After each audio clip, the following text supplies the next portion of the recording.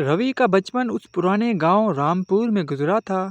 एक ऐसा गांव जहां जिंदगी धीमी चाल से चलती थी, लेकिन हर सुबह मिट्टी और फूलों की खुशबू हवा में घूमती रहती थी। गांव के कोने में एक पुराना पीपल का पेड़ था, जिसके नीचे हर शाम लोग जमा होते। कोई कहानी सुनाता, कोई मसले हल करता और बच्चे उस पेड़ के गिर्द घूमते हुए खेलते रहते।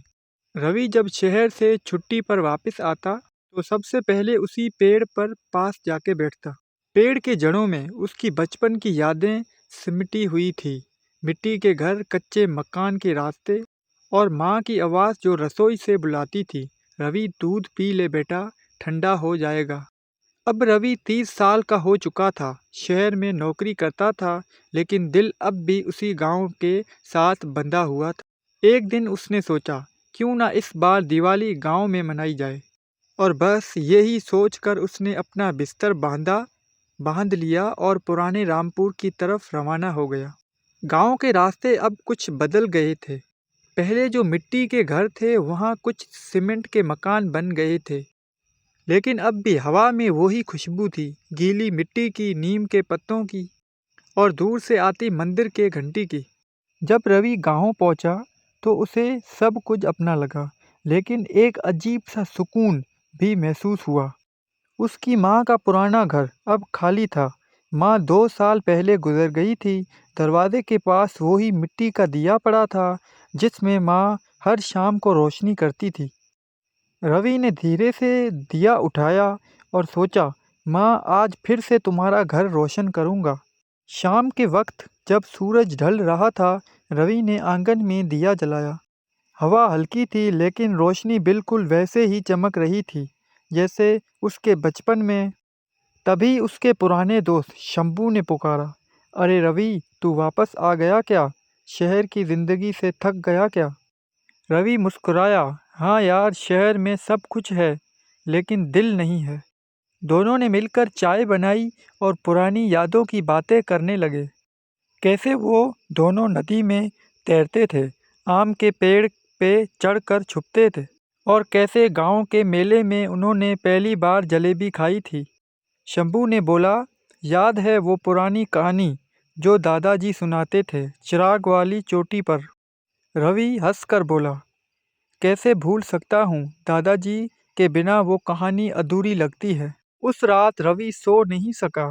बाहर से सरसराती हवा और कहीं दूर से कुत्तों की भौंकने की आवाज़, सब कुछ पुरानी यादों को जगा रहा था। तभी उसने देखा, दिया जो उसने आंगन में जलाया था, वो अब भी जला हुआ था। अचानक उसे लगा जैसे हवा के साथ कोई हल्की सी मुस्कान भी आ रही हो, जैसे माँ कह रही हो, रवि, घर वापस आ गया बेटा। रवि की आंखों में आंसू आ गए। उसने मन ही मन कहा, हाँ माँ, मैं वापस आ गया हूँ। सुबह जब रवि जागा तो गांव के बच्चे खेतों के पास खेल रहे थे। एक छोटी लड़की, जिसका नाम गुड़िया था, उसके पास आई और बोली, भैया, तुम नए आए हो क्या? माँ के घर में रहते हो? रवि हंस पड़ा, नहीं नहीं, पुराना हूँ, ये घर मेरी माँ का था। गुड़िया ने बोला, फिर तो तुम्हारे पास कहानियाँ भी होंगी, मुझे सुनाओ ना। रवि ने उसे एक कहानी सुनाई, चिराग वाली छोटी परी की। गांव के बच्चे भी जमा हो गए और हर किसी के चेहरे पर खुशी थी। कहानी के अंत में जब रवि ने कहा, और परी ने अपना घर रोशन कर दिया, तब सब सब ने ताली बजाई। शंभू ने कहा, रवि, तुझे पता है, गांव को फिर से तेरी ज़रूरत है। स्कूल में बच्चों को पढ़ाने वाला कोई भी नहीं है। क्या तू रुक नहीं सकता? रवि सोचने लगा। शहर में पैसा था, कंफर्ट था, लेकिन सुकून नहीं था। यहाँ गांव में प्यार था, अपनापन था और एक अपनी पहचान थी। उसने कहा, मैं रुकूंगा शंभू, गांव के बच्चों के लिए एक स्कूल खोलते हैं। अगले कुछ हफ्तों में रवि ने पुरानी चौपाल साफ करवाई, मिट्टी के दीवार पर रंग करवाया और लिखा, रामपुर पाठशाला। हर सुबह बच्चे आते, रवि उन्हें लिखना, पढ़ना और सपने दिखाना सिखाता। उसके लिए ये पैसों से ज़्यादा खुशी का काम था। रात को जब वो घर जाता और आंगन में दिया जलाता और अपनी माँ से बातें करता। माँ देखो, तुम्हारा बेटा अब गांव के बच्चों को रोशन कर रहा है। हवा के झोंके के साथ दिया हमेशा और तेज चमक उठता, जैसे माँ कह रही हो, मुझे फ़क्र है तुम पर बेटा। एक साल बाद रामपुर का रंग ही बदल गया और बच्चे लिखना सीख गए और रवि को लोग मास्टर रवि कहकर बुलाने लगे। उसके स्कूल के छोटे से कमरे में रंग बिरंगे चार्ट लग गए, दीवारों पर बच्चों के छोटे हाथ के निशान और हर दिन खुशी की आवाज़। एक दिन रवि के पास शहर से नौकरी का लेटर आया। एक बड़ी कंपनी का ऑफर आया, अच्छी सैलरी थी और सब कुछ था। लेकिन रवि ने मुस्कुराते हुए वो लेटर आग में डाल दिया। उसने सोचा, मैं अब यहाँ का हो गया हूँ, गांव मेरा घर है। शाम को उसने पीपल के पेड़ के नीचे दिया जलाया। बच्चे उसके इर्द गिर्द घूमते हुए कह रहे थे, मास्टर जी एक और कहानी सुनाओ।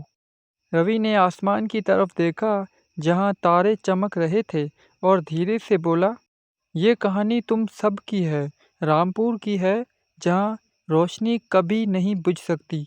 गांव रामपुर आज भी वैसे ही शाम को पीपल के पेड़ के नीचे दिया जलाते हैं।